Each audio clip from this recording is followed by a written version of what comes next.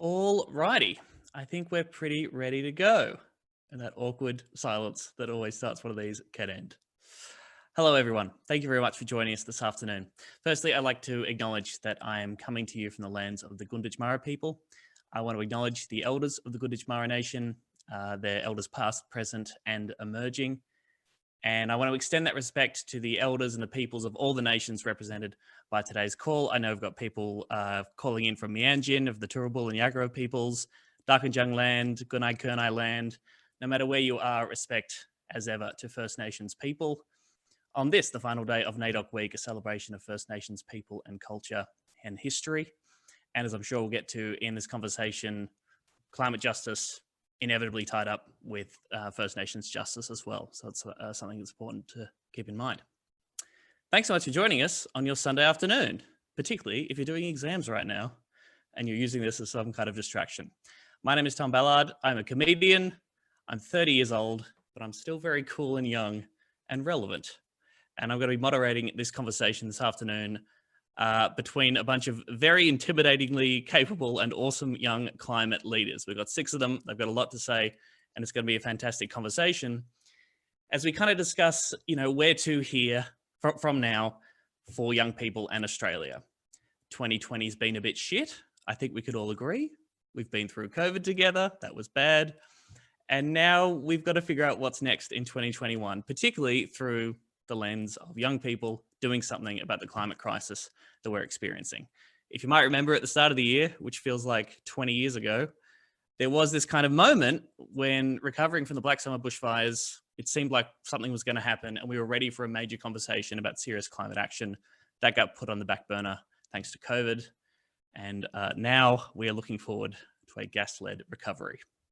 So there's some depressing news out there, but awesome young people like the people on this panel and people watching are going to do something about it.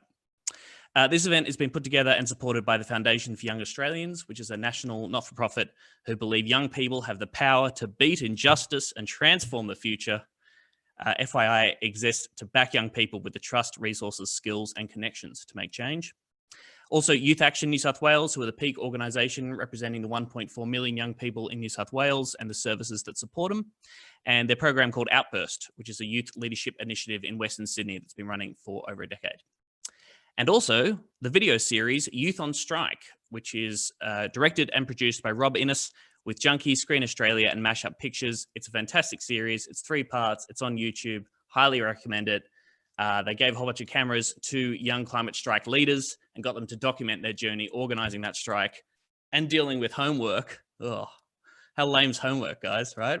See, still very cool and relevant. And it's a fantastic insight into that movement, what those young people are about, and it's well worth your time. If you haven't seen it yet, we have a little taste of the trailer.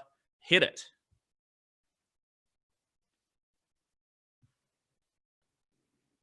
When people, say, oh, they're just so cute, trying to strike for the world, save the world. We aren't here to be cute. Nothing is cute about it. It's more than just tackling climate change. It's about uniting young people. We're in the middle of the strike. We're in the middle of the city. I just want to talk about a climate crisis again. Camera person here. We were sick and fed up with our leaders ignoring us just because we don't have a vote. Youth for climate change, am I right? We have to act now. We've got 2 weeks before the strike.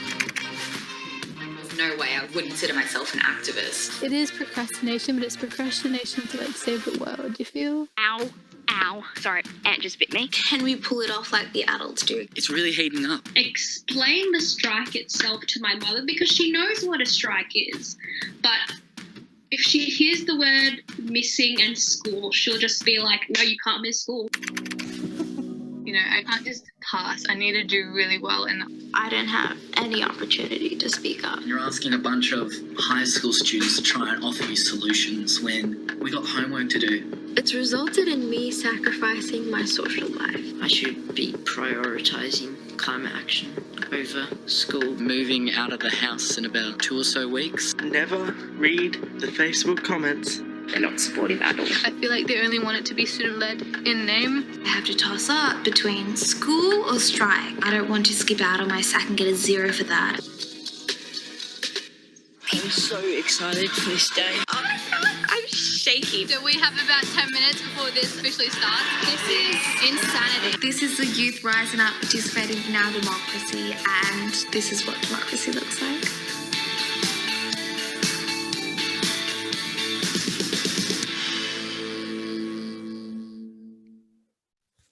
Yay! All right, now that might have been a bit laggy. That was the technology. It's not a weird avant-garde production, okay? Go to YouTube, watch the trailer itself, watch the whole series. It's well worth your time. On that note, just a warning, whatever happens over the next hour and a half, it's Zoom. There might be technical difficulties. I'm sure you're used to this by now. This is 2020, the hell in which we live. Thank you again so much for everybody joining us. It's fantastic to see so many people here. We want to hear from you. If you want to ask questions throughout the chat, please do so in the chat function. Our beautiful people running this event will be keeping an eye across those, and I'll put some of those questions to our panelists towards the end. General disclaimer, please be nice. No discrimination or harassment in the chat. That'd be great, particularly any mean comments about me. If you do that, you'll be sent to jail. The event is being recorded. Please, if you are not one of our panelists, make sure your camera is off. Keep yourself muted. General Zoom etiquette would be fantastic. The chat is going to be recorded and released at a later date, so please keep that in mind. Also, I just need to mention the fact that the lovely Ashley and Ailey from the Malakuta Sanctuary group were going to join us for the chat, but they can't because I'm told they have no internet today, which is, the kind of thing you hear in a first world country in 2020. They are fantastic girls who have a really inspiring story about the Malakuta community, particularly young people in that community reacting to the events of the Black Summer bushfires, which obviously devastated Malakuta. We love you both, Ashley and Ailey, and sorry you can't join us today. We will meet again, I promise. All right, let's kick off and meet some of our wonderful panelists. We'll sort of meet them as we go and we have a conversation with them. I want to start with Will. I just want to check in. We saw you in that trailer there. You were the one talking about never read the Facebook comments. You live in the Hunter region of New South Wales, where coal is extremely popular. You helped out with the climate strike a couple of years ago. Now you're working with Seed Mob, who are building a movement of First Nations young people for climate justice. How are you, Will, after 2020, and how have all these events affected your approach to campaigning around climate issues? Yeah, thanks so much. Just firstly, I want to acknowledge that I'm coming to this meeting on Darug land, of which sovereignty was never ceded, and I want to respect the elders past, present, and future. And thanks so much for having me too. And a big thank you to the organisers. Just while I have, while not on mute, I should say that. 2020 has been quite a ride. For me, it's been a massive time of development. A lot has changed, and I've grown a lot during this year. If I think back to a year ago, I was doing my HSC. That's crazy. Now I'm studying architecture at uni, and I'm working and volunteering on top of that. So it's been a big year. In regards to Seed, I'm a support person there. I'm doing things like raising funds for the org, and I've also only been there a really short time. Seed is doing the most amazing work, stopping origin fracking 2 massive gas basins in the NT. And Tish, who's also on this panel, is just the most inspiring person, and I think she's the best person to talk to on that. A lot of my organising earlier this year actually was as a mentor at School Strike, which the wonderful Leela is representing on the panel today. The Youth on Strike doco that I'm actually representing today, which we saw a snippet of just earlier, was actually from my time as a leader in the School Strike movement, which is, gosh, 2 years ago now. So long time ago for me to remember. Seeing that video was like a completely different person. In regards to School Strike, we know that it's the high schoolers who do all the organising and make all the decisions. My role as a mentor there was organisational outreach, because that was always done in work hours, which is also school hours. The September 25th event is what we worked on for a lot of the year, and this was a mobilisation that targeted the budget and our government's massive spending on the gas industry coming out of COVID. So we had rumours months in advance that was going to happen, and so like, let's have a big mobilisation. To make a point that not all Australians are silent during COVID. We're not all watching the news specifically on COVID. A lot of us still care about this issue. It hasn't gone away. So that was what that was. And we wasted no time on retaliating. But what was different about this action was that it had to be COVID safe and decentralized. That's one of the big campaigning thing that's changed this year. So instead of being a few massive events across a few cities and also hundreds of locations across the country in more rural areas, this was a much more decentralized action, and it was in over 600 communities around Australia, and there was an online component too. So that's something that had never been done before, but it's also an amazing thing to get that off the ground. With all the crap that 2020 has thrown at us, it has also given us a massive opportunity, and that is that governments will be spending billions on the recovery, and potentially a lot of that can go towards renewables if we really push them. And that's what September 25th was really trying to do. But similarly, it's also posed a massive risk. As we're seeing, that money can also go towards gas, and barely profitable projects like in the NT that Sea's really pushing back on are really relying on that money to be profitable, because the market for gas just isn't there right now. So they really need that. And if we can stop that, if we can really push back on that in the budget, which a lot of groups are doing, Seed, School Strike are all working on this, then we can stop these sort of marginal projects. The other thing is that COVID has also increased inequality for a lot of groups in society. And so that makes the intersectionality of organising around climate so much more important. As you said, it's also climate justice is also First Nations justice. And so it's really important to campaign behind those initiatives where people that have really been pushed aside in society, especially during a crisis, it really has brought to light that inequality that was always there, but it's so much more pronounced when a crisis happens. So yeah, that's what's changed. Our tactics have had to be more decentralized and safe, a bigger focus on budgets, and a greater need to acknowledge and organize behind the intersectionality of the climate crisis. Yeah. Nice one. Thanks Thank you, Will. No worries. We want to talk more with you and with the other panelists later on about sort of future actions and what we're calling for next. Ishara, I'll come to you now. You're a human geographer with extensive experience in community organizing, and you're here today representing climate reality. With so much of the public discourse and energy, and obviously everybody's focus, a lot of people's focus for this year has just been focused on dealing with COVID and dealing with this crisis. How does the conversation around climate justice and the climate crisis fit into that? And how can we get the climate crisis and climate action back onto the agenda, do you think? Wow, big question. Before I answer that, I'd also like to acknowledge that I'm meeting on Meanjin land, which is on Turrbal Yagara country, so it's otherwise known as Brisbane in Queensland. So before I even go into just answering the first part of that question, I'd like to explain what I do, which is, I'm a human geographer, and what that means is I take a really interdisciplinary approach into how people and the environment interact with one another and what we can do to, one, improve our human systems, but also improve the way that we interact with our environmental systems. And I mean, the question is a really interesting one, because I think what I've found in my, I've spent around 4.5 years community organizing since I started university. I wasn't really a community organizer when I was in high school because I didn't really have the same amount of, and I wish I did, the same amount of conviction to get out there and organize when I was in high school. But I still did when I was in university. And what I found was that all the issues of inequality, as Will really eloquently put, they're all intertwined, they're all interlinked, and they all are deeply impacted by what I see is the symptom of all of our issues, which is the climate crisis. The climate crisis is something that is a result of all of the compounding effects of inequality, particularly consumerism, particularly the way that our economies are structured, the way that even our political systems are constructed, and the way that privilege is embedded in our society. I feel that the climate crisis is not something that is kind of siloed in certain conversations or in certain industries.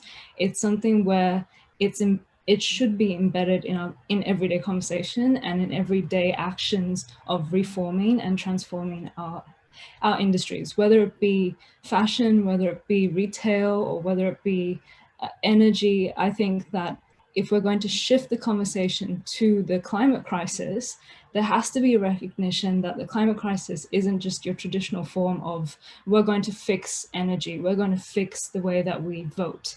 It's we're going to fix every single aspect of system inequality, because they're all deeply interlinked and they all have various intersectional impacts on various communities. So I think when we're shifting, we should be shifting in a way where we consider the fact that whatever action we're doing in whatever sector or whatever community we're in, it is impacted by the issue of climate crisis, and it's not a standalone. That's a really good point. Thank you, Ish. Cheers. Gauri, I want to come to you now. You're here representing Youth Action and Western Sydney's Outburst Youth Leadership Group. Tell us about Sydney Enviro, which uses social media platforms as a tool to simplify complex environmental issues. I love it when social media platforms simplify things. Can you tell us more about that kind of project you're on and how it fits into climate action in 2020? Well, first of all, I would just like to acknowledge that I'm in this panel tuning in from the traditional lands of the Darug people and pay my respects to elders both past, present and future.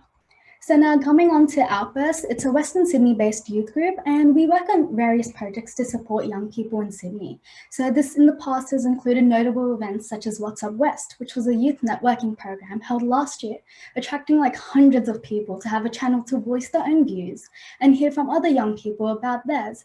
And basically just have a way to facilitate discussions that aren't really possible at such a large scale elsewhere. But so definitely keep your eyes peeled for the event if you're here or near in Sydney like next year, which fingers crossed will happen because COVID really messed up this year. So fingers crossed. And well, this year Outburst started a new project called Sydney Youth Enviro Network, which encapsulates the use of social media in order to take complex issues and simplify them in a more digestible, shareable and captivating format, empowering people to take action no matter how small that may be. So as you all may be aware, Australia was recently overcome by the extensive effects of Black Summer with 18 million hectares of land burnt, and that released like 400 million tons of carbon. And we did a lot of research and found that young people really wanted to help, but they felt overwhelmed and confused and helpless with how they could assist with the biodiversity crisis when so many animals, around 3 billion, were killed and displaced. We also noticed that there was a huge disconnect between young people and groups in Western Sydney in supporting local action, and groups appear to be fragmented and have limited meaningful opportunities for youth participation. And even though around 90% of young people use social networking apps, such as Instagram, to engage in content, local councils and decision makers don't use these channels effectively for youth outreach at all. So a key part of the content that we create and promote will be aimed at showcasing actions that young people can partake in their local community in Western Sydney to lead a more sustainable lifestyle. Multimodal content would include things like low-cost tips and tricks for small changes that young people can embrace in their daily lifestyle, and also provide information and ways for you to take meaningful action.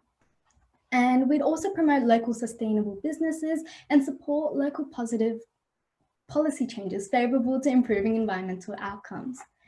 And while to drive people to our social media pages even more, we'll have other supporting materials, and hosting events would be a major thing that we look to do in the long term.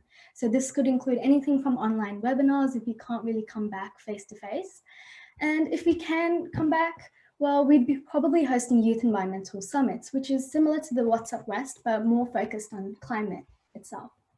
So we also hope that we can use social media in order to create platforms that give young people the ability to become accurately informed and correctly educated on matters concerning our futures quickly without having to go surfing on the web for information that just might be inaccurate or created through vested interest or bias.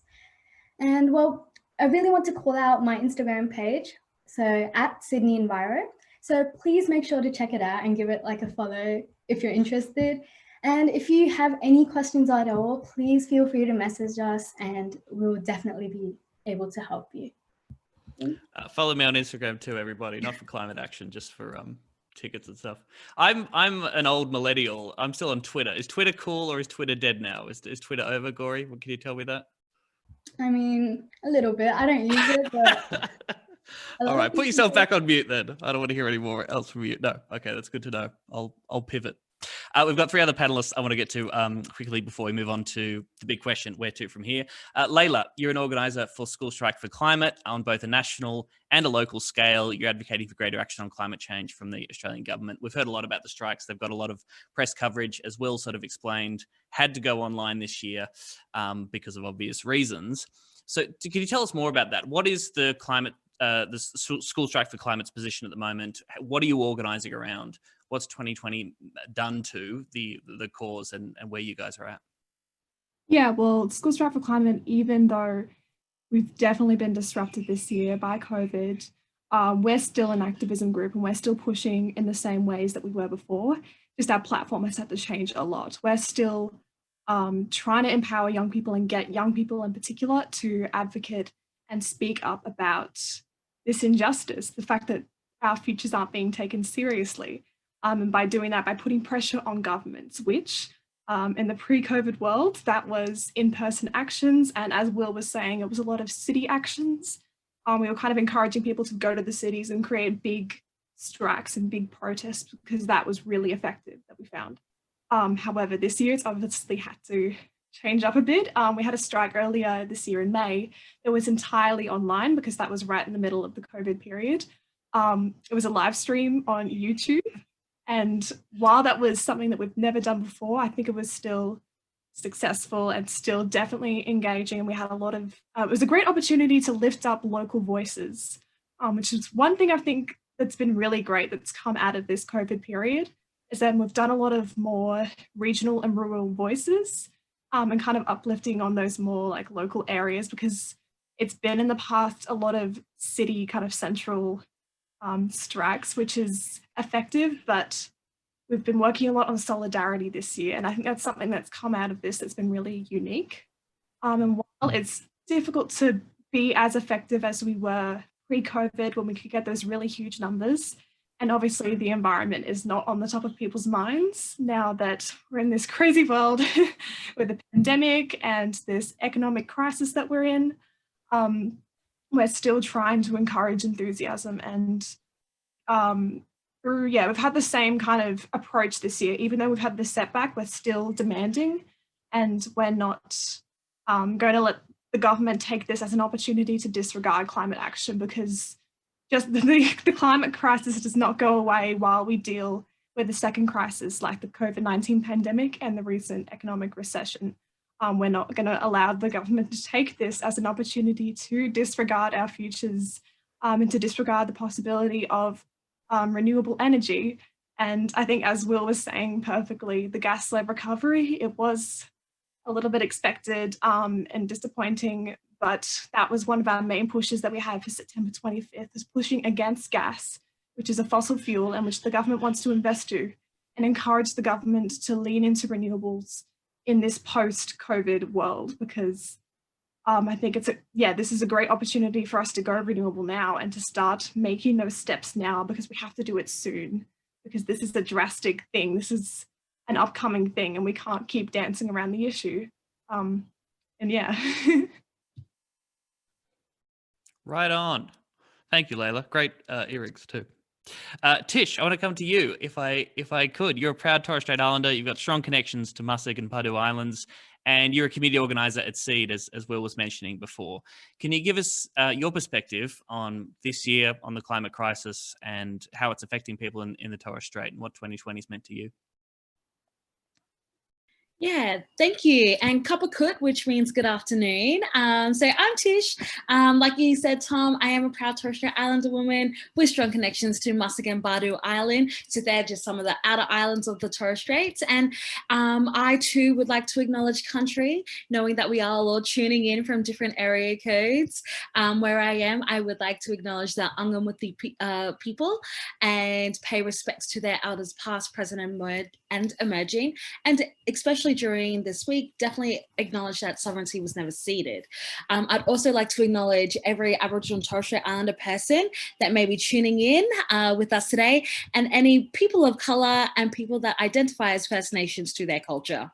So yes, Will did mention I am the community organiser here at SEED, and we have been building a movement of young Aboriginal and Torres Strait Islander people to protect their land, rivers and oceans from the causes and impacts of climate change. So really interesting question, I guess, what's been happening, in the Torres Straits, and, what are they really sort of experience in terms of climate change? Because something really incredible came about this year while in the midst of everything and the plethora of shitty reasons that have happened, consequences that have happened this year. 350 Australia relaunched the campaign Our Islands, Our Home with the support of Client Earth, which are environmental lawyers in the United Kingdom, GBK Land and Sea Management, which are located in the Torres Straits, Deadly people from Pacific Climate Warriors, and Seedmob. And what Our Islands, Our Homes are is the incredible journey of 8 Torres Strait claimants who have taken a case against the taken a case to the United Nations Human Rights Committee and have accused the Australian government for their inaction of reducing greenhouse gas emissions in line with the Paris Agreement. So yes, here we are, we're changing the world, we're making things happen. And so for those who actually don't know a lot about the Torres Strait Islands, is that the group of islands, there are 150 of them in that space between mainland Australia and Papua New Guinea. And it is a pristine wilderness region that contains the most northerly part of the Great Barrier Reef. They are home to one of the world's oldest living cultures, as well as rare and endangered species. But does anyone actually know that the Torres Straits do not contribute to Australia's carbon emissions? Like, not one bit. And yet climate change is putting the life on the islands at risk. We are seeing advancing seas already threatening homes, as well as damaging burial grounds and sacred cultural sites, where many islanders are concerned and literally can see their islands disappear in their lifetime if there is no urgent action.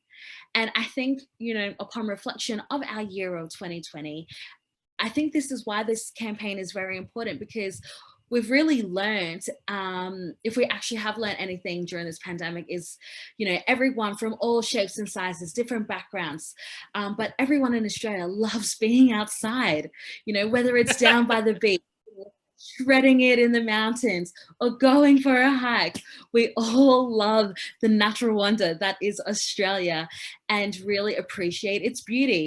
Therefore, we really need to be advocates for the environment and really stand together in solidarity and really hold our governments and their leaders accountable for their inactions. Sorry, sometimes I go off on a tangent, but I'm like, no, preach. Preach, sister. That was great. Thank you, Tish. That's great news about the win. That's a very good point too. Yes, I used to think that I hated going outside, and then I was at lockdown in Melbourne for about 100 days, and now I'm like, oh, outside's the best. It's so good. Tish mentioning there Pacific Climate Warriors, and that's a perfect link to our final panelist for today. I want to bring up Tim here. Tim, can you tell us a bit about the fantastic work that Pacific Climate Warriors do, and how 2020's panned out for you and your approach to climate action? Yes, thank you so much. I am calling in from Meanjin, so-called Brisbane, and I would like to acknowledge the traditional owners of whose land I reside and navigate on, the Yagara and Turrbal people. I pay my respects and honor elders past, present, and emerging. As we as Pacifica people fight for climate justice, we must acknowledge the injustices that have occurred here on stolen land. So a big Pacific greeting, kamna benina Maori, Nisa Bulavinaka, alo geta, Talo Falawa, Maloni, Malolele, Kia ora, Kia orana. My name is Timothy Ham. I am a proud Samoan Chinese community organizer for Pacific Climate Warriors. My mother is from the villages of Satawa and Savai'i in Samoa, and my father is Chinese. He was born and raised in Fiji. So as many of us would know, the Pacific and Indigenous people around the world are on the front lines of climate change. Although we are the least contributors to climate change, we face the brunt of its impacts the most. And as you touched on, Tom, the Pacific Climate Warriors is a grassroots movement and network of Pacific social justice leaders and organizers. So we use cultural and traditional forms of storytelling in our campaign work to humanize climate change in the Pacific. Traditional dance, song, art, language, cultural practices, our campaigns and initiatives are centered by Pacifica cultural themes that are relatable and resonate with our communities. So it is important that as Pacific climate warriors, we challenge and change this so-called narrative of victimizing that the media and the Western world like to portray Pacifica people to be throughout the climate crisis. So our slogan, "We are not drowning, we are fighting," is a reflection of our resilience and resistance as Pacifica people. So what does this look like in 2020? Amid the COVID-19 pandemic and the ongoing impacts of climate change, Pacifica people remain resilient and resourceful. Communities in the Pacific face the triple threat of COVID-19, its economic impact, and an escalating climate emergency. Early in April, while the Pacific was battling to contain COVID-19, Cyclone Harold, a Category 5 cyclone, hit Vanuatu, and this represented yet another threat of climate change. And with COVID-19, this complicated and restricted preparations for disasters and the demand for aid. So as you can see, while the Western world is able to, dance around climate change during this pandemic, such islands in the Pacific don't have that luxury on being able to, worry about other issues within their own countries. And in a contrasting of events here in Meanjin, Brisbane, we created a coloring in book. So last September in 2019, the Pacific Climate Warriors Brisbane team created a 3-minute storytelling video called Mitangi, which was part of our global Pacific Climate Warriors campaign, Mitangi Malohi, which was to build momentum in the lead up to the climate strikes. So fast forward to the 2020 pandemic, during the early months of isolation here in Brisbane, we wanted to be innovative and find ways to continue the conversation of climate change at home. So we created a coloring in book titled Color Between the Front Lines, in which we published through FYA, shout out to FYA again, illustrations of the Pacific Climate Warriors featured Mitangi Pacific Climate Warriors, which was featured in the video. And each illustration also featured a proverb in the language of each Pacific Climate Warrior that was represented. So we wanted to create something that was intergenerational. Something that we find in our community is there is a disconnect between different generations, and we wanted to help bridge that. So we thought, what better way to engage different ages, in particular our children, than to create a coloring book? And that way parents or aunties and uncles and cousins would print out the coloring book and color in with their kids and then connect with Pacifica language. So as we continue to persevere in 2020, from May to July this year, the Pacific Climate Warriors around the world engaged in a 10-week online workshop called the Pacific Power Fellowship. And it was important more than ever for our networks to stay connected during this pandemic, to build resilient systems that are equipped to adapt to this new way of being in community and working and organizing in online digital spaces. So the fellowship is a Pacifica-led and offered a digital space for our warriors to upskill in online engagement, network strengthening, leadership, digital storytelling, future building, and also a space that provides digital empowerment during these uncertain times for our Pacifica people.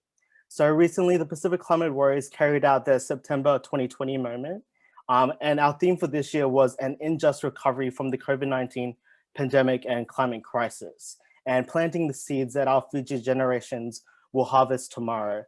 So teams across our network engaged in the campaign. I know in Solomon Islands, they held a community garden amongst their villages. In Melbourne, with higher restrictions, they were able to create an online series of creative cultural workshops in which they practice things like weaving and storytelling as well. Here in Meanjin, Brisbane, with lighter restrictions, we hosted a Sunday Kai, which translates to Sunday meal. And we wanted to plant seeds of genuine relationships in our community to build community between Pacifica and First Nations people. And given the restrictions, the event was intimate and gave better opportunity for people to connect. So we shared organic Pacifica food in theme with planting seeds. And we also enjoyed a night of yarning and live music. So an unjust recovery from the pandemic and climate crisis for us was to strengthen those relationships and to continue to work in solidarity with our Pacifica and First Nations people. So as I said, Pacifica people continue to be resilient and resourceful during these troubling times. And I think this year we have proven that we can still continue to build momentum in our community. Good one. Thanks, Timothy. Not drowning, surviving. I like that. Or fighting, sorry. Not drowning, fighting. I really like that. That's really great. Also good to know that, we can work delicious food into all climate action. That's a good tip.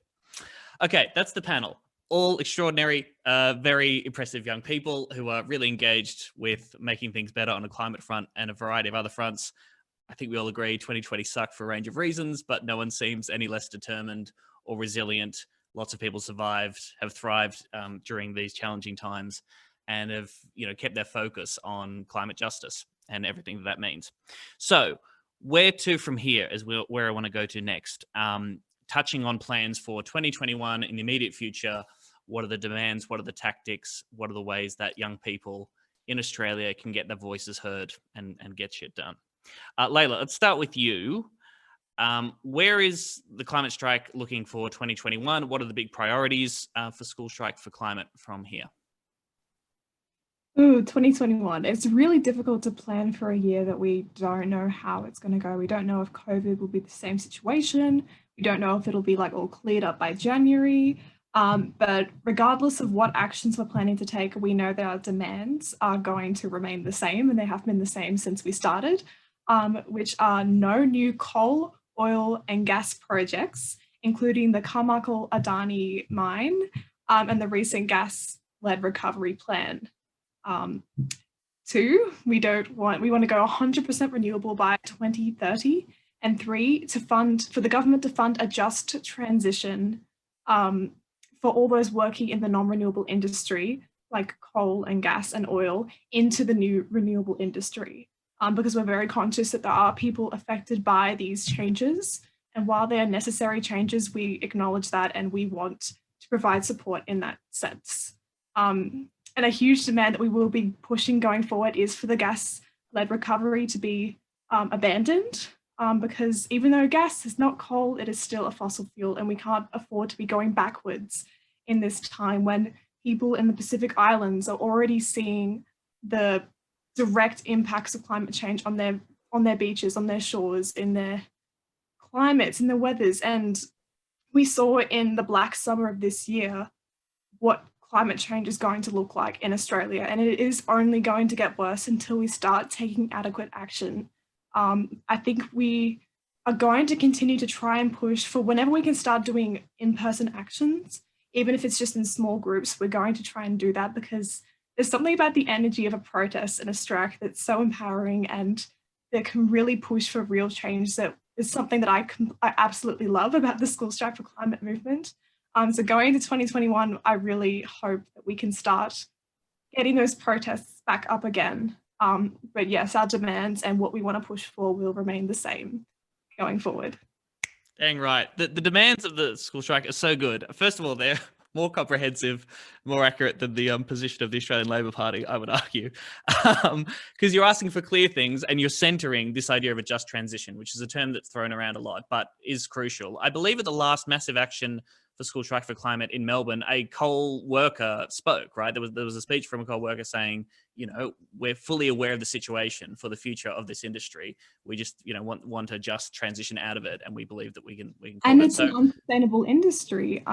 Coal is not a resource that's going to be around forever if we keep depleting it in the ways that we are. Like, not only is it damaging our climate and our atmosphere by burning it, but taking it from the earth, it's going to run out. We can't be putting so much of our economic dependence on an unsustainable and unrenewable resource.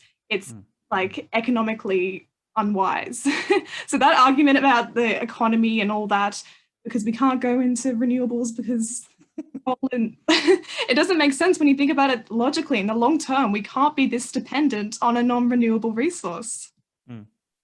That's really interesting. And I want to go to Will now, actually, off the back of that too, because Layla was talking about, the rural solidarity, finding climate advocates and people who are passionate about this in the regions and in rural areas, because this is where the fault line seems to be dividing, the pitting against our future economy with climate action, jobs versus the climate, yada, yada, yada.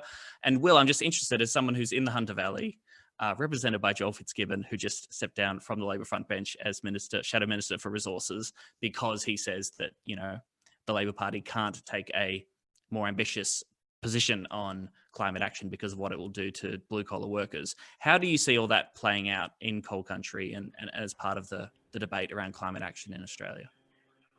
Yeah, so the first thing I want to say is that's not where I'm living currently. That was when I was doing the documentary series. So I'm now living in the Blue Mountains, which is also not too far from a lot of other coal basins out at Lithgow. There's coal trains going past all the time, and I have my brother is employed, was wanting to be employed in the coal industry and is driving trucks there. So I have that relationship with coal. There is like a sort of, there's a big denialism obviously in the country. I mean, it's a super conservative area where I'm living, which is like Bilpin, if anyone knows what that is. And then back when I was living in Hunter, super conservative. A lot of people know about climate action and they just push it out of their minds or try to avoid it in a lot of different ways. The sentiment, I do think it really changed after the fires.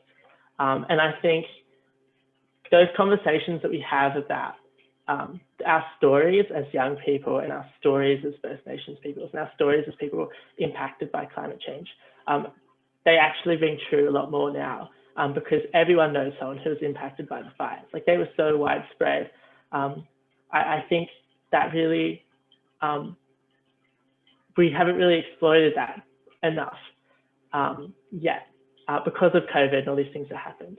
But I do think it's changing. I see people who I once saw as like the most conservative people I knew saying things about Australia's climate policy, saying things like the Liberal climate policy is terrible, but Labor's not much better, like those sorts of things, because conservatives, and it's kind of true. And so, yeah, I'm just seeing that people are caring about climate. They're still doing it from a sort of, what's the word, like polarized way. Like people care about it in different ways. They want to approach it in different ways.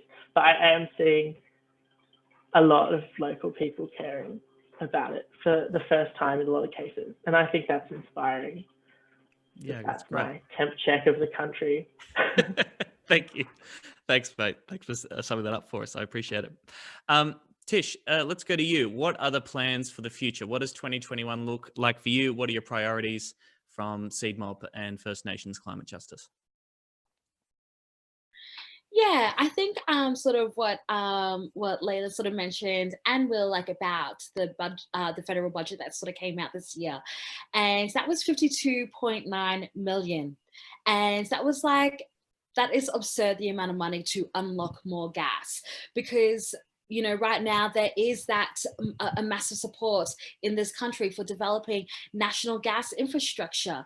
This has enabled, like, especially for seed, this has enabled like big corporations like Origin Energy, who have announced they're recommencing their dangerous gas fracking plans in the Northern Territory, even though traditional owners and frontline communities have not given free, prior and informed consent and have been calling for a ban on fracking for years.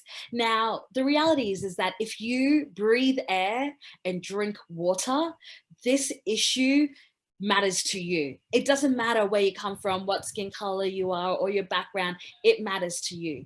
Because fracking is risky anywhere, anytime, let alone during wet season and in the middle of a pandemic. And that's where we're sort of at right now in our campaign. We're leading up to wet season. You know, it's coming up to the top end where we get those sort of cyclones coming through. And just like the bushfires, you know, we've got climate change effects really exacerbating those natural disasters.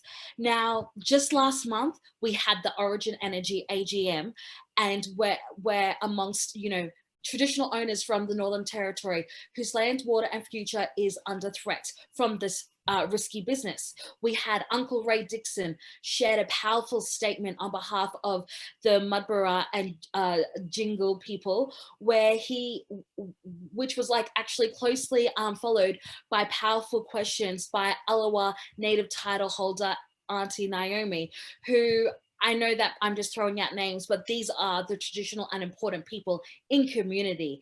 But instead of answering their questions, Origin's chairman, Gordon Cairns, who is now also boss head of Woolworths, if you've all seen on Luke there, they're trying to put a Dan Murphy's around 3 dry communities. Sorry, that's just going off tangent. But this same capitalist, you know, dismissing the concerns of traditional owners, even questioned their authority to speak out. Like, this is what mining corporations do to First Nations people who dare to stand up to massive fossil fuel projects. And we can't let Origin Energy get away with this. So right now, it's really crucial. We are doubling down on our public pressure so that Origin knows that this is not the first and won't be the last time that their dangerous gas fracking plans and dodgy ways of working are called into question. And Origin Energy is already testing frack wells like in the NT, and we really need to, like, right now and soon, their expensive gas fracking scheme could destroy more sacred land, pollute their water, and completely wreck our climate. Because like Layla said, coal is dangerous, but gas is 84 more times more pollutant in our atmosphere that will obviously have more effect on warming our global, layers. And so this is where we're seeing communities like the Torres Strait, Pacific Islands that are, really facing that, on the front lines of that. And so we really must continue to put pressure on, companies like Origin Energy and Santos, and really stop the fracking project. The reality is we've seen our neighbors over at Turtle Island and those detrimental effects that have happened through the myriad of pipelines under their, soil, on their land, under their country.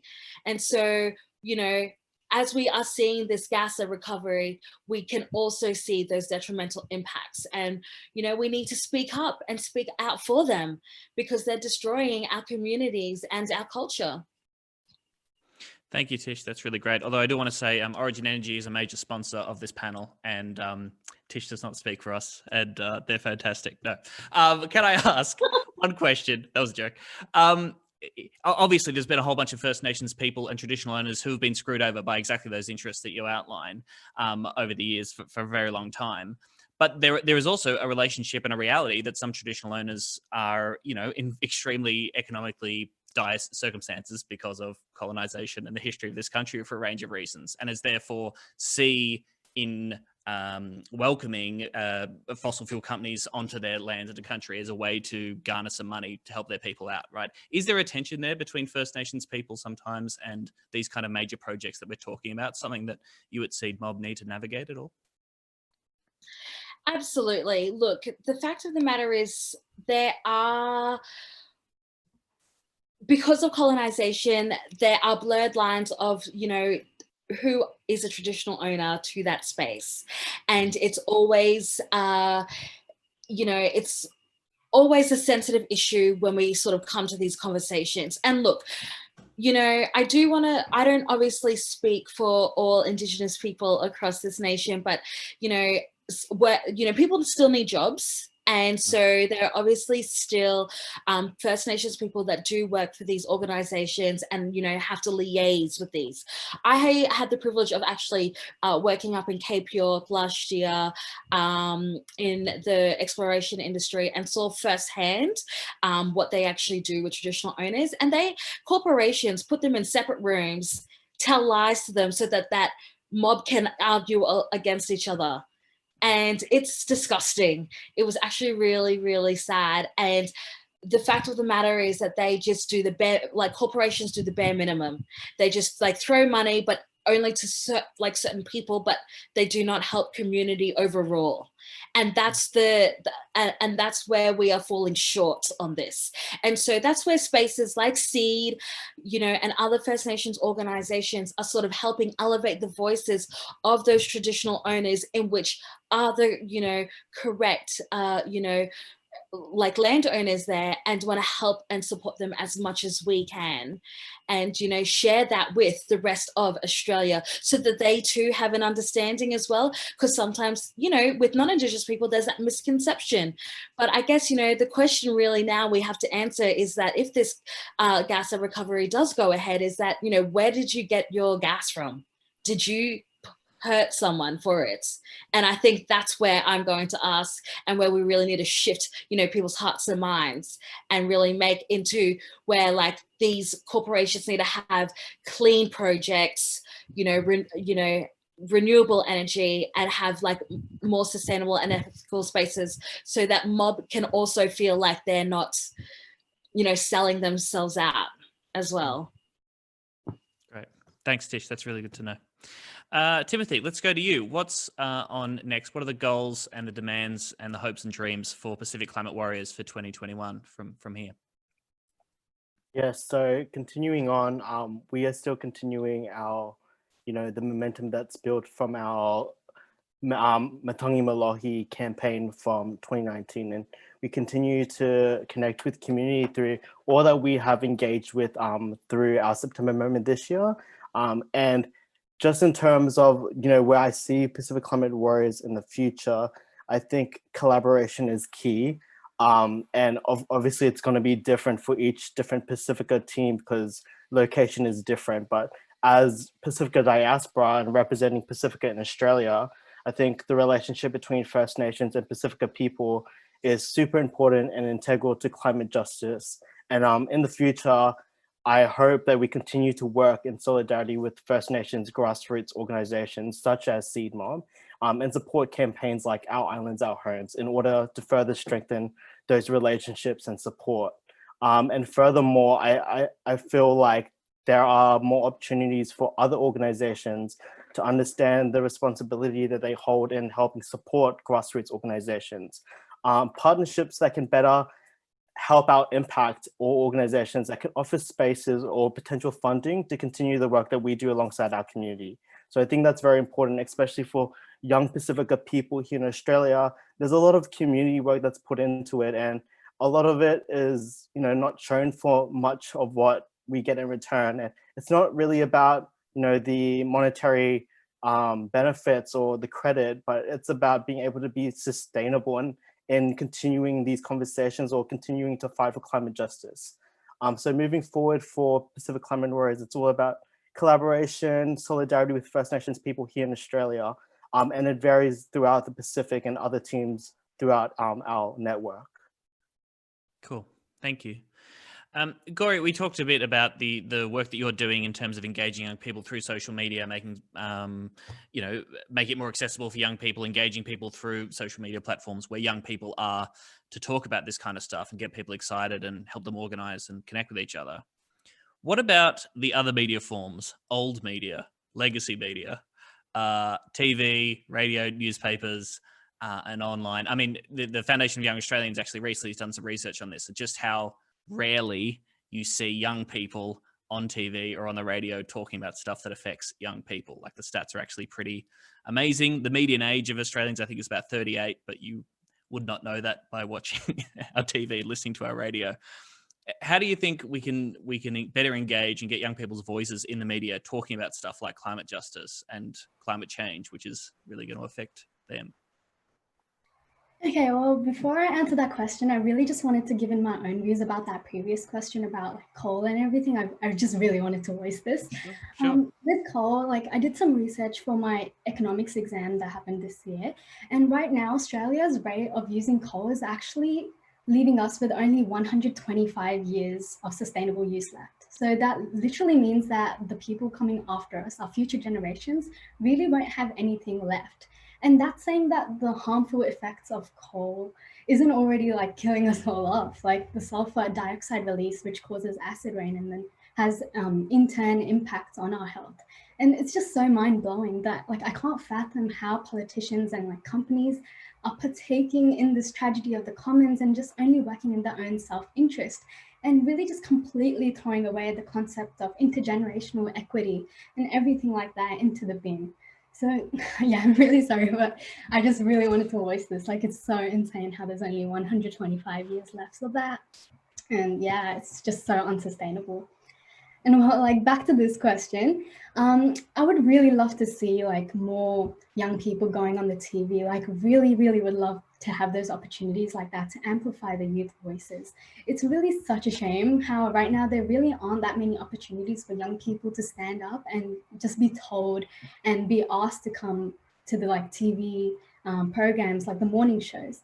And while some people might argue that young people still have ways to speak up and do what they want to do, we can already see that this isn't really getting us very far. And I'm sure most of the other panelists would agree that there's such a big lack of representation of the youth, which plays a big role in how the adults perceive us, which hint hint is usually as being quite immature and uneducated on such matters, which really definitely isn't the case, as you can see from all these panelists. So it's really these panels like this that drive youth to be able to have ways to raise their voices and create large movements such as the youth climate strikes that enable the action to take place. And there's just so many easy and simple ways for media to assist us in doing so, which many platforms just simply don't do because of the inherent vested interest they have from the government's pressure.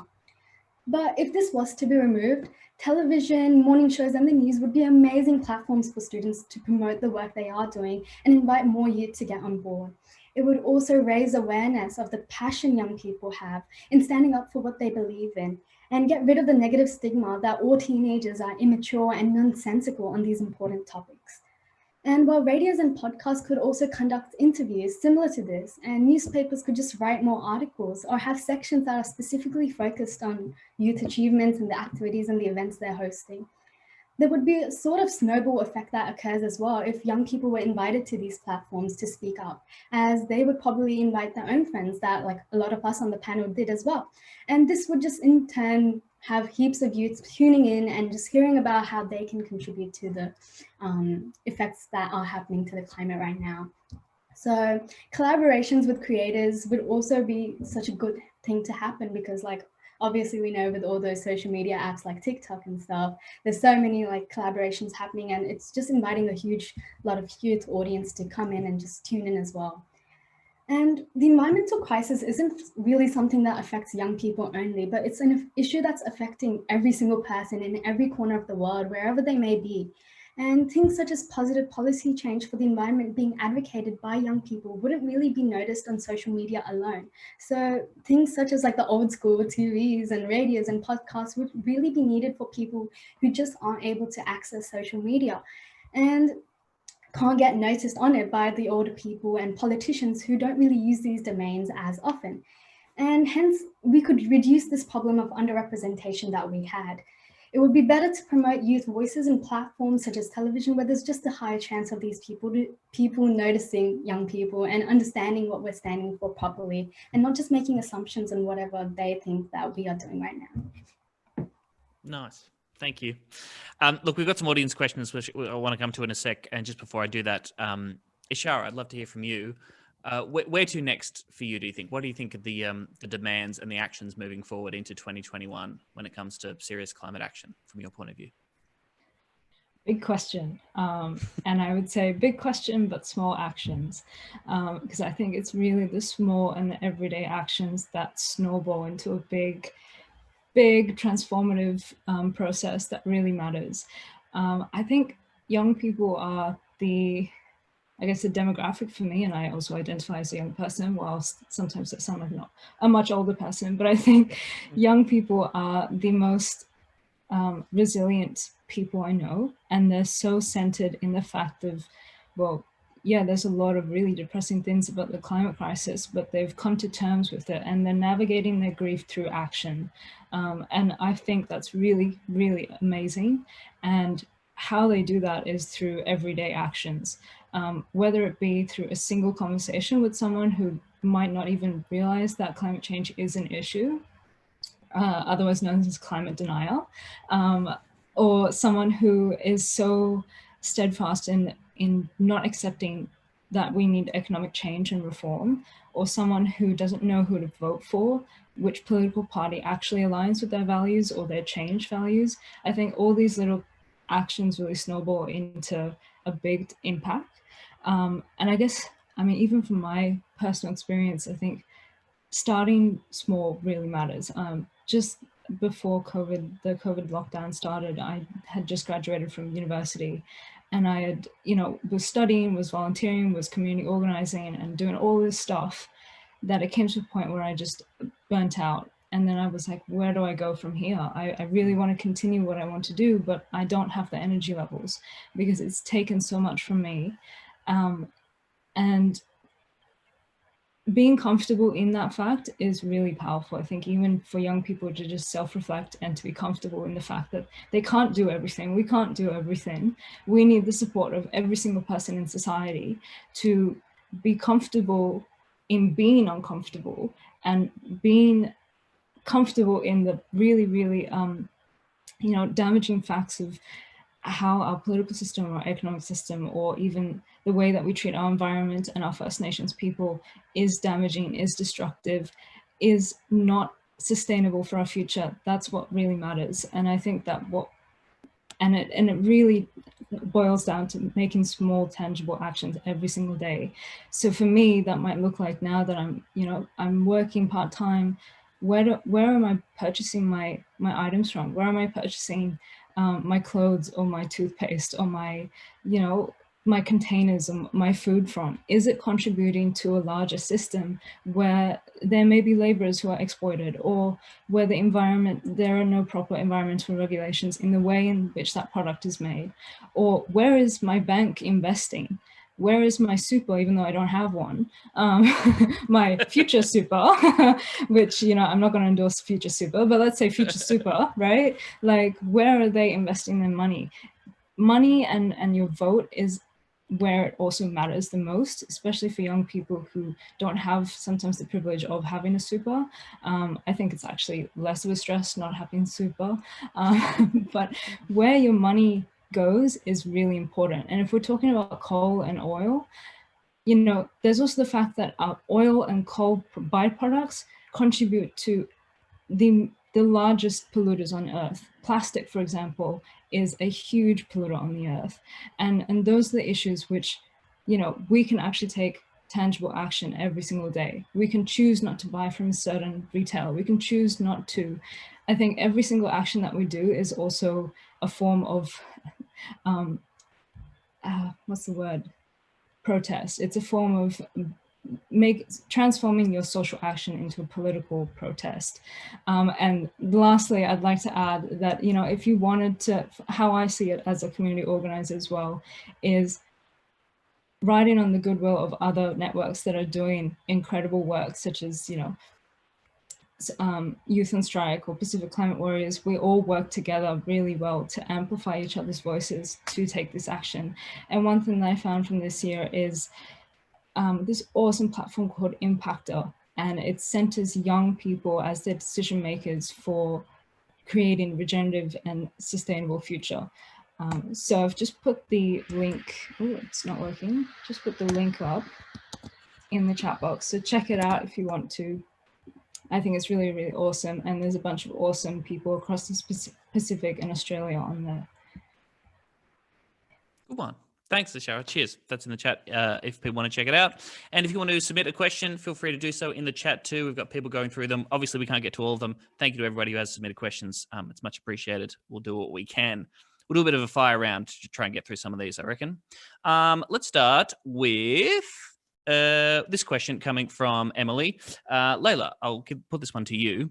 Emily wants to know, whose responsibility do you believe it is to tackle climate change and better the natural planet? A question I'm sure that comes up to you a fair bit. Huge conversation around, oh, look at these, young kids, they don't know anything and they're not in control of anything. They should let the adults take over and be in charge of running our economy and the environment, right? Yeah, the most frustrating thing to hear is like, oh, good on you for climate change. When you're grown up, you'll fix the planet, when it's literally, we have a deadline, and it is the responsibilities of governments and corporations to be taking on this, because while individuals, we 100%, we have power in our purchasing. We've got power in the way that we advocate and the way that we push for change and make changes within our own lives to be sustainable, and that is necessary. It is not down to our responsibility, and we're not the ones who are creating the mass issues that we're seeing on the front lines in Australia.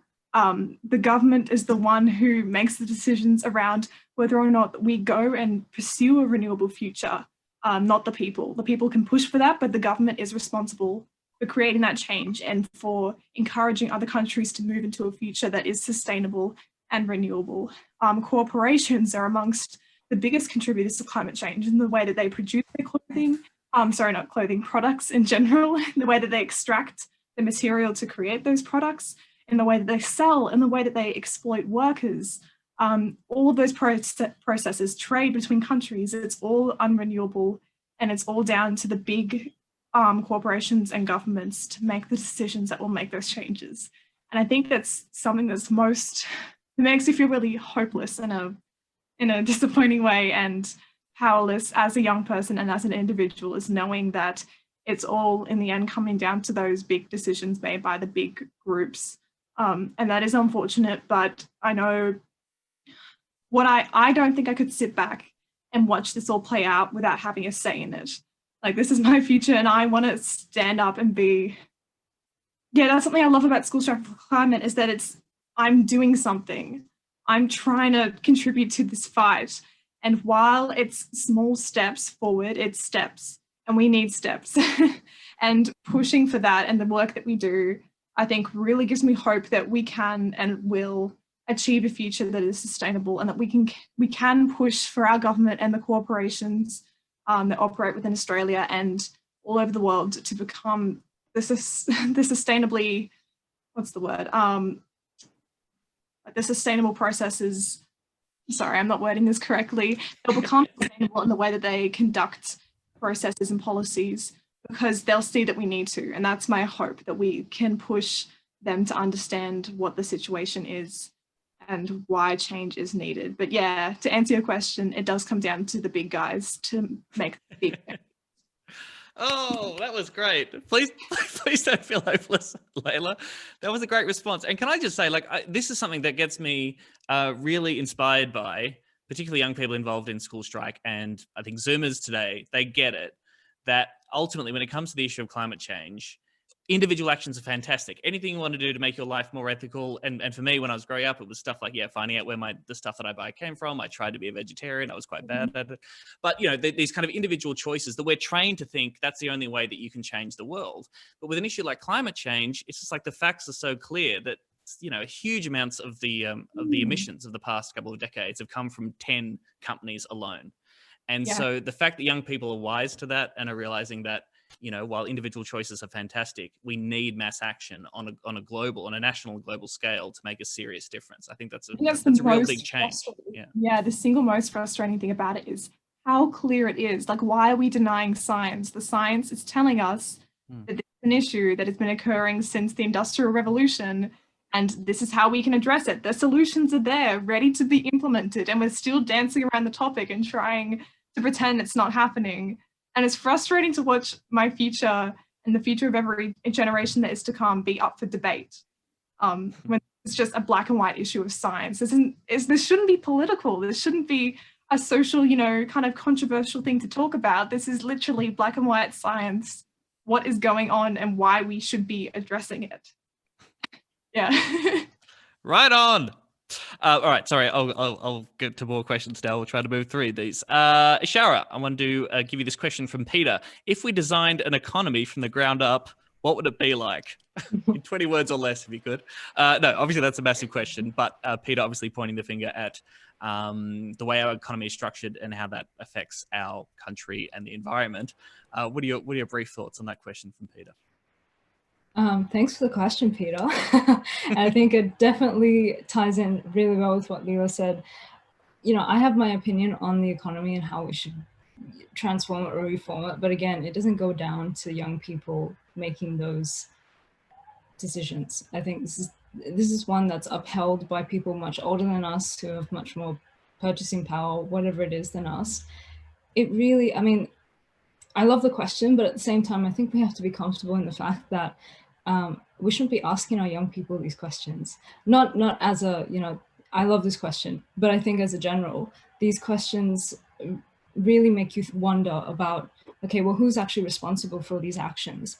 And I think if we were to reform our economic system, then it should follow something like the degrowth economy, or the concept of where we're actually not growing, which is a very controversial concept for people who live in a capitalist society to accept. But I think that, when you boil down to it, what do we actually need to live every day? The things that are within our local reach, the things that we can make from scratch. And it doesn't really need to be something that we have to ship from one side of the world to the other.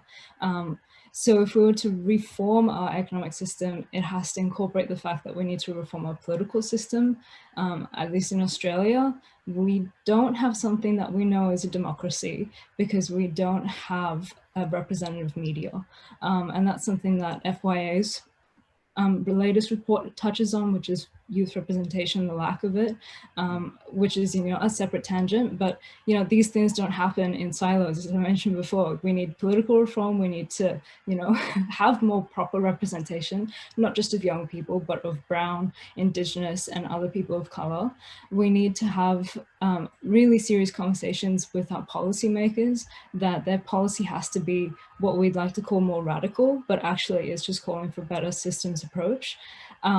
And we also need to come to the point of having conversations around a regenerative future.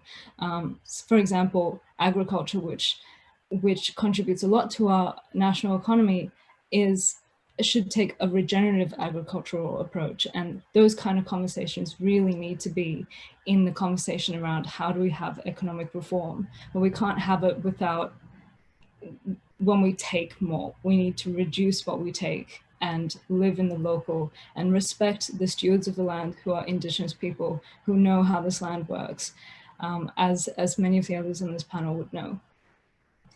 Great. Thank you, Ish. I want to come to Gauri quickly. This is a question from Sierra. I hope I'm pronouncing that right. At what age should we be able to vote? And furthermore to that, I mean, a federal election is on its way, maybe not in 2021, but potentially 2022.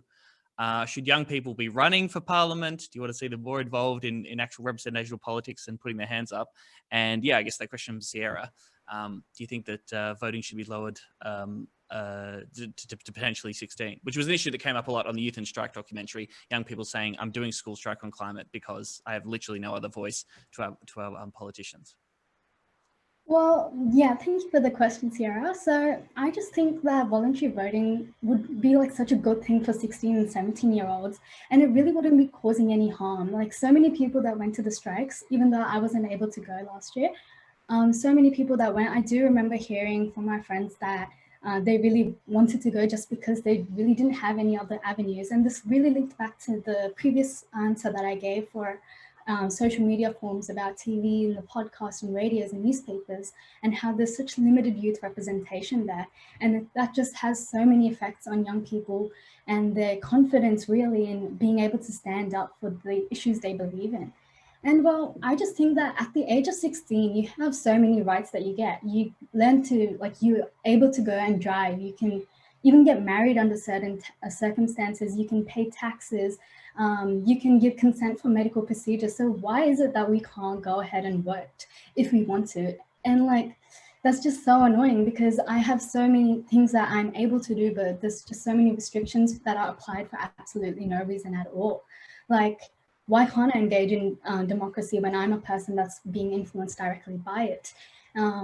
It's just so frustrating. And well, I remember this sort of, but like, don't quote me on the exact statistics because I really just honestly threw my notes in the back of the cupboard after viewing the HSC. But the voter turnout for 18 to 24-year-olds is actually like 86%, which I think the average voter turnout is 95%. And there's just a huge like discrepancy. And many people have actually done research on why this is the case. And they found out that if we were able to introduce a younger voting age when it's like non-mandatory, when it's voluntary voting for 16 and 17-year-olds, they would be more inclined to go and attend with their parents, and they just ease themselves into this compulsory voting system. And we really need that representation by these young people to join into the voting, to make those like accurate decisions about who should be the one that's like in charge and who should be the one making the decisions for us. Yeah, I really think that voluntary voting is an absolutely great idea for young people age 16. Yeah. Great. Thanks, Gauri. I think someone might have had their microphones on there. If you just make sure you keep on mute, that'd be fantastic. Thanks, folks. That's such a good point. Someone pointed out to me recently, yeah, 18 is a terrible age to get someone to start registering to do anything, because you're often leaving house, or you're going out on your own. So hopefully that fight is going on. I think Labor had a policy to lower the voting age in 2016. I don't know what's happened to that, but fingers crossed something can change there. Tish, I want to come to you, and I'd be really interested in your thoughts in civil disobedience and more radical action. Extinction Rebellion have made a bit of a name for themselves over the past couple of years, and recently the Queensland election, you saw some real some wild actions from some Extinction Rebellion activists, dumping a bunch of manure out on the street and stopping traffic and that kind of thing. Their argument is that more radical action is what we need. We're in radical times, we need radical action now, and they want to see that happen. Do you see that more kind of civil disobedience, clogging up the gears of our capital society as being effective? Is that something that speaks to the First Nations fight for justice? What do you reckon? Really good question, and it's something that we at SEED have thought about, and I'm sure other organizations too. I love some of the stuff that Extinction Rebellion do. I mean, gosh, it's incredible. But we still are in a time where we're governed by conservatives and dinosaurs that use these systems and that still oppress us. So we have to, unfortunately, from SEED, it's not our way, it's not First Nations way, and not just only that, we've already got this stigma from the Australian community that, the minute that Aboriginal and Torres Strait Islanders speak up and elevate their voices, we're angry Blacks. Oh, this is not the right way. Oh, they're too native for us. And it's like, oh my gosh, well, I don't know okay, how do we do this? So, when we look back and we reflect about our history, our culture, and our elders and our ancestors, it's all about our stories, our song lines. The way that we are going to change the hearts and minds of people is sharing our story and the way that we did things and lived on this country for thousands of years. And that's how we survived. And so people need to remember that, as First Nations people of this country, we are the first conservationists and the custodians of our lands and islands. And in order for us to, be a culture that continues to survive through this, space, we need to live in harmony with our lands and generations. And with that, share that with the people, share that with all of you, and stand in solidarity, with other organizations and allies. And I think there's been a lot of progressive movement with young Australians here through this year. Our 2020 outlook has been, it's been fucking interesting. Sorry for using that language, but in Reconciliation Week this year, we did not know what sparked the Black Lives Matter movement. And while we have been in this pandemic, we have been able to use the social media platforms to elevate young voices. And it's the young people, the non-Indigenous young people that have actually stood a lot in solidarity. They're the ones here right now that are changing the way that we are going to see a future for all of us that, speaks to all area groups. And that's in disabilities, what Ashara was saying, it's not just, the environment, it's the music industry, it's your sustainable clothing, it's farming. And that's how, by doing all of this, we're going to be connected and win this fight. And we need to stick together and do that. Sorry, was that a little bit hippie? No, we love hippie. We love reds. We're all going to go do something after this. We're going to hang out and change the world.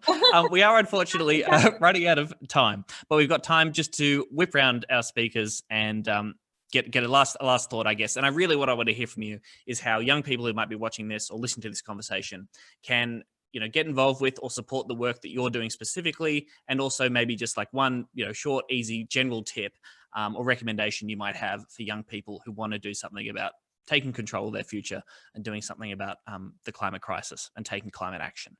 I'm going to have to ask you to stick to like 30 seconds each or something like that. Just 30 seconds in which to save the world would be great. Timothy, can I start with you, mate? Yes. My advice to young people would be to center Indigenous people and voices in your climate justice work and to pass the mic. Especially in the times that we are in, I am seeing a great rise of young people, non-Indigenous young people that are now in positions within the climate space. And I want to say that it is your responsibility and duty to ensure that our voices and then voices of other First Nations people around the world are in the center of your work. And as we know, there is no justice for injustice without destroying the systems that marginalize and destroy Indigenous, Black, and people of color. And secondly, ways you can follow Pacific Climate Warriors. I'll also include links into the chat. We are also forwarding a submission to the Department of Foreign Affairs and Trade from individuals of groups in Australia interested in the future of the Pacific region. So if you can please support our submission, I'll also include the links in the chat below. But thank you for having me on the chat today. Thanks, Tim. That's great. Will, can I go to you next? Will. Yeah. So with Youth on Strike, definitely go and watch that out of this. There's 3 parts to the series. They're all really inspirational. If you want to hear more about how young people, we're responding to climate change in their everyday lives, that is the place to go. How we're taking action before COVID. I know things have changed a little bit, but the same sentiments there.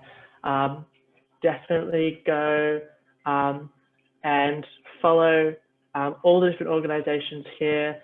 They're all doing amazing work, especially SEED. I might be biased, probably not. And definitely Pacific Climate Warriors and School Strike. And get involved too. If you are not volunteering with a climate org and you have spare time and you have capacity and you have that opportunity and that privilege, go out and do what you can in that space. There's lots of different orgs to choose from. Just research a bit, you'll find it.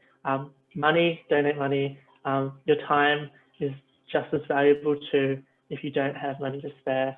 But yes, go watch Youth on Strike. Thanks so much, everyone, for having me. Thanks, Will. That's great. Layla?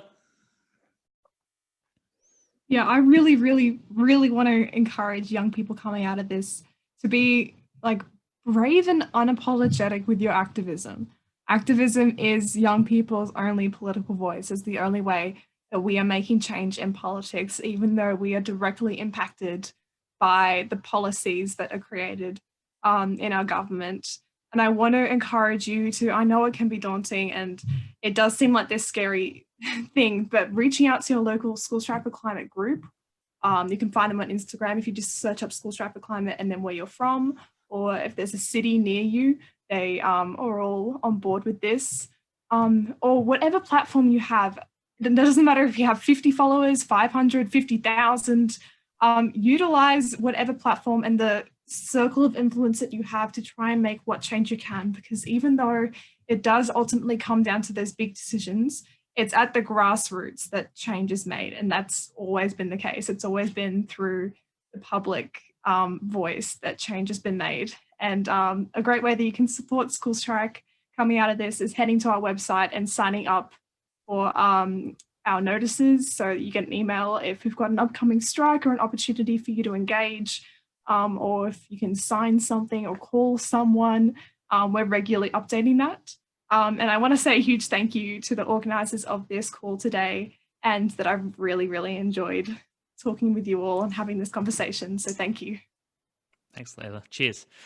Gauri, over to you. Well, I think what you can do to support Outburst and Youth Action would actually just be to go ahead and give our Instagram page a follow.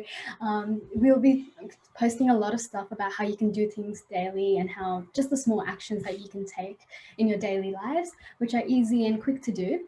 And there'll also be a lot of information that's given now that's a lot more accurate than other places that you might not see such I guess you might not be able to find such information easily on the internet because it's such a huge place to be. Our Instagram page is at Sydney Enviro, and you can also check out Outburst and Youth Action by going onto youthaction.org.au, and I'll post that stuff onto the chat in a bit. And well, you can just contact us on our Instagram page and we'll definitely be able to try and help you out with any questions you may have. We're actually just a quick side note, but the people who made, the person who made the profile picture that we had for our Instagram page was actually a person who just reached out to us and was just so passionate and enthusiastic that we just wanted to get them on board in some way possible and just utilize their skills with what we did. And so we have this beautiful and really cute profile picture for our page now. So if you just I really encourage you all to just step forward and just reach out to any companies and organizations I know. I know that Oak Tree is a student, Oak Tree has a student ambassador program for the Australia / Pacific regions. And they just recently did the Live Below the Line campaign. And so they're definitely looking for student ambassadors. So just check out their page as well. So yeah, it's really helpful and I'm a part of it and it's just a lot of fun as well as being really educational. Good one. Thanks, Gauri. Cheers. You'll see there's lots of links being posted and our panelists have very kindly put a bunch of resources in the chat too. Tish, bring us home, baby. Yes. Okay. Well, yep, everyone, just like everyone's organization, keep updated. Check out also, if there are local campaigns happening, who, the First Nations organization too behind that. But, the reality is we need to rebalance our human nature interaction that is central to our culture and our traditions. We are at a crucial moment in our lives right now, and the way that we are occupying our planet is just not working anymore. So we need to stand together. We need to lead this movement because climate justice is First Nations justice. And if not for us, then for our future generations. Whoop, there it is. Boom. Thank you so much, Tish. Thank you so much to all the panelists. You guys are inspiring. Hopefully people watching this, feel that way too, because I sure am. And I'm an old man. I want to say a huge thank you to the Foundations for Young Australians for making this happen. Youth on Strike, Rob and Izzy, the crew there that made this happen and brought us all together. And Youth Action as well, and Outburst. Thank you so much for watching. Have a lovely Sunday evening, and we'll see you on the streets. Good night, everybody.